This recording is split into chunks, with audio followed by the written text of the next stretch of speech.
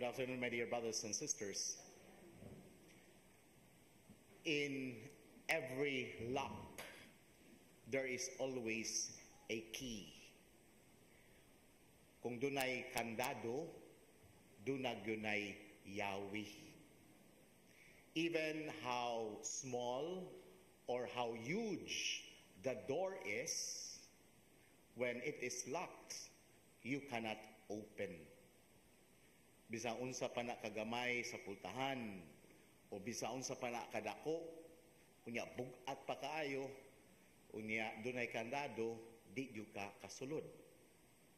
Apan, kung duna kay yawi, bisang unsa kagamay ang imong yawi, o bisang unsa pa kana kadako ang pultahan, pero kung duna kay yawi, maablig yun ang pultahan.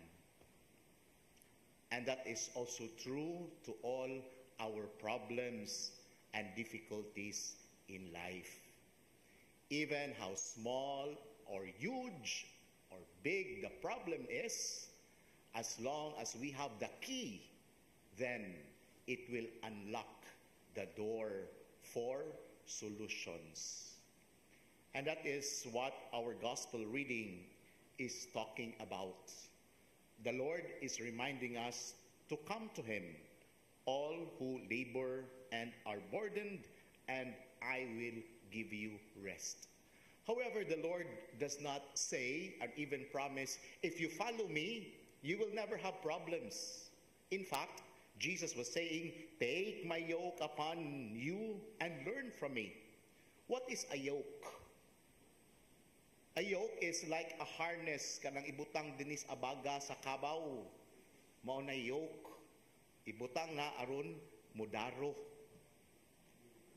Kitang tanan do na gyud gipas-an.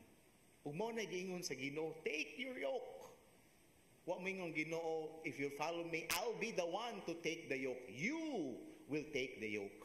But you have to learn from me, for my yoke is easy and my burden light.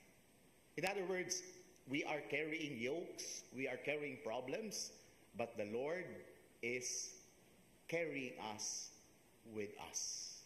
We are not alone. The Lord is carrying the yoke with us. And the Lord has the key to every locked doors in our life. The Lord has the solution of every problems in our lives.